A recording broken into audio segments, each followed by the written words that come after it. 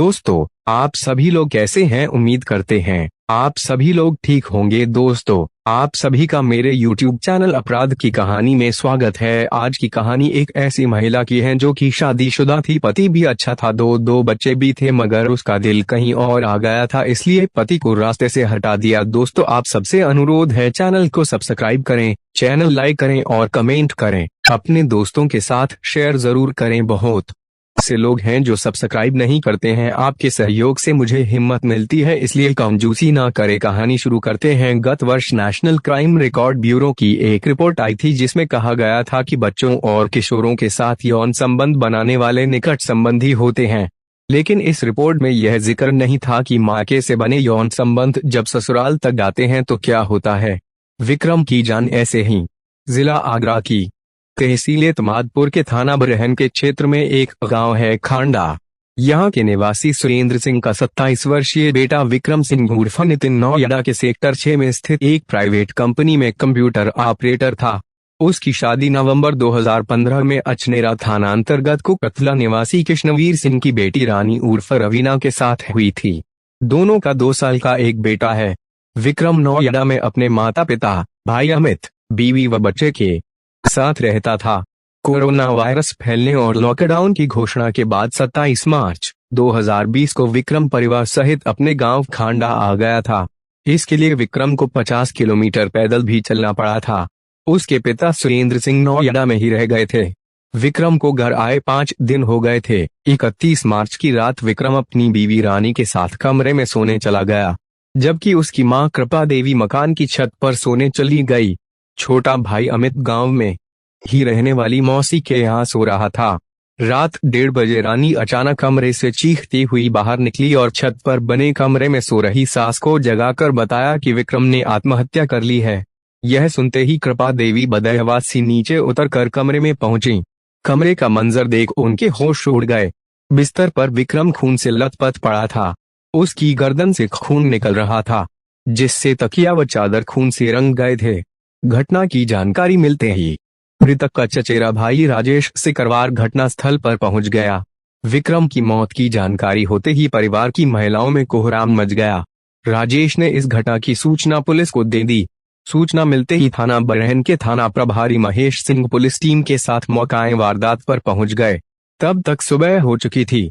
हत्या की जानकारी होते ही आस पड़ोस के लोग एकत्र हो गए थे। पूछताछ में मां कृपा देवी ने बताया, रात सभी ने हंसी खुशी खाना खाया था। उस समय विक्रम के चेहरे पर किसी प्रकार का कोई तनाव नहीं दिख रहा था, न ही उसने किसी बात का जिक्र किया था। उसने अचानक आत्महत्या क्यों कर ली, समझ से परे है। सूचना मिलते ही सीओ एतमादपुर अतुल सोनकर भी पहुंच गए। फोरेंसिक टीम भी बुला ली गई थी। मृतक की बीवी रानी से भी पूछताछ की गई। उसने बताया कि खाना खाने के बाद हम लोग कमरे में सो गए। रात में पति से झगड़ा हुआ था, हो सकता है उन्होंने गुस्से में गला काट कर आत्महत्या कर ली हो। मुझे तो आंखें खुलने पर घटना के बारे में पता चला, तभी मैंने शोर मचाया और सास को छत पर जाकर जगाया।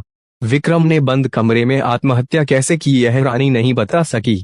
पुलिस ने घटनास्थल का बारीकी से निरीक्षण किया। मृतक का गला रेता हुआ था, लेकिन कमरे में कोई चाकू या धारदार हथियार नहीं मिला था। रानी की यह बात पुलिस के गले नहीं उतर रही थी कि बिस्तर पर आत्महत्या करते समय रानी भी सो रही थी, लेकिन उसे आत्महत्या की कोई जानकारी नहीं हुई। ऐसा कैसे हो सकता है। पुलिस ने मौके की कार्रवाई निपटाने के बाद शव को पोस्टमार्टम के लिए जिला अस्पताल भिजवा दिया। घटना की जानकारी मिलने पर मृतक के पिता भी नोएडा से आ गए। उन्होंने अपनी बहू रानी पर आरोप लगाते हुए कहा कि इसके प्रेम संबंध उसके फुफेरे भाई प्रताप सिंह उर्फ अनिकेत से हैं, जो खांडा का रहने वाला है। सुरेंद्र सिंह ने 1 अप्रैल को पुलिस को दी गई अपनी तहरीर में भी विक्रम की हत्या का आरोप रानी अनिकेत पर लगाया। इस पर पुलिस रानी को पूछताछ के लिए अपने साथ थाने ले गई। मृतक के घर वालों ने पुलिस को बताया कि विक्रम की पत्नी रानी हर महीने बीमारी का बहाना बनाकर इलाज के नाम पर विक्रम से दवाइयों का 28,000 रुपए तक का बिल लेती थी। इतना ही नहीं, उसने अपने खर्चे पूरे करने के लिए 10,000 रुपए में अपनी सोने की चेन भी गिरवी रख दी थी। पुलिस ने थाने में रानी से घटना के बारे में गहराई से पूछताछ की। जब विक्रम ने चाकू से अपना गला अपने आप काट कर आत्महत्या की है तो चाकू भी वही होना चाहिए था। इस पर रानी ने चुप्पी साध ली। पुलिस ने यह भी पूछा, अगर विक्रम की हत्या किसी बाहरी व्यक्ति ने की तो कमरे का दरवाजा किसने खोला और वह आदमी कौन था? इन सवालों के भी रानी के पास कोई जवाब नहीं थे। उसकी चुप्पी सच्चाई बयां कर रही थी। पहले दिन तो रानी पुलिस को गुमराह करती रही, लेकिन दूसरे दिन यानी 2 अप्रैल 2020 को पुलिस ने जब उससे सख्ती से पूछताछ की तो वह टूट गई। उसने पति की हत्या का जुर्म कबूल करते हुए बताया कि उसने अपने प्रेमी फुफेरे भाई प्रताप, जो गांव में ही रहता है, के साथ मिलकर रात में विक्रम की हत्या कर दी थी। पुलिस पूछताछ में विक्रम की हत्या की जो कहानी सामने आई वह कुछ इस तरह थी। रानी की शादी उसके बुआ के बेटे प्रताप ने अपने ही गांव खांडा निवासी विक्रम सिंह से कराई थी। बहन के घर प्रताप का आना जाना था। दोनों के बीच 2 साल से नजदीकियां बढ़ गई थीं। धीरे धीरे दोनों का प्रेम संबंध नाजायज संबंधों में बदल गया। बीवी की हरकतें देखकर विक्रम को उस पर शक हो गया था। यह बात रानी ने प्रताप को बताई। इस पर उसने रानी के घर आना बंद कर दिया था। रानी जब मायके जाती तो प्रताप वहां पहुंच जाता था। वहां दोनों किसी तरह मिलकर अपने दिल की प्यास बुझा देते थे। जब रानी गांव में रहती थी तो पति से रुपए मंगा कर अपने प्रेमी के ऊपर खर्च करती थी। इसकी जानकारी होने पर विक्रम ने बीवी के मायके जाने पर रोक लगा दी थी। उसने रानी को समझाया भी, लेकिन रानी पर पति की बातों का कोई असर नहीं हुआ। इस पर विक्रम रानी को नोएडा में अपने साथ रखने लगा था। लॉकडाउन होने पर विक्रम परिवार सहित 5 दिन पहले गांव आया था। गांव आने पर रानी को पता चला कि प्रताप की शादी तय हो गई है। 25 अप्रैल को उसकी बारात जानी थी। रानी को यह बात नागवार गुजरी। वह चाहती थी कि प्रताप शादी न करे। वह उसके बिना नहीं रह सकती। वह प्रताप से मिलना चाहती थी, जबकि विक्रम उसे घर से बाहर नहीं जाने दे रहा था। इस पर उसने मोबाइल पर प्रताप से बात की। इस बातचीत के दौरान मिलकर विक्रम की हत्या की योजना बनाई। योजना के मुताबिक रानी ने 31 मार्च की रात आलू की सब्जी में नींद की 8 गोलियां मिलाकर विक्रम को खिला दी। गोलियां प्रताप ने लाकर दी थीं। रात करीब 1 बजे विक्रम की तबीयत खराब हुई। उसने रानी से कहा कि उसे बेचैनी हो रही है। इस पर रानी ने पति को अंगूर खिलाए। फिर जैसे ही वे सोया, रानी ने मैसेज करके प्रताप को बुला लिया। प्रताप और रानी ने उसका गला दबा दिया, वह जिंदा न बच जाए। इसके लिए हंसिया से उसका गला भी रेत दिया। हत्या के बाद प्रताप हंसिया लेकर फरार हो गया। रानी और प्रताप की साजिश थी कि विक्रम की हत्या कर उसे आत्महत्या का रूप दे देंगे। अगर विक्रम की मां रात में चिल्ला चिल्ला कर भीड़ जमा न करती तो वे ऐसा प्रयास भी करते, लेकिन हड़बड़ाहट में रानी मौके से खून नहीं साफ कर सकी थी।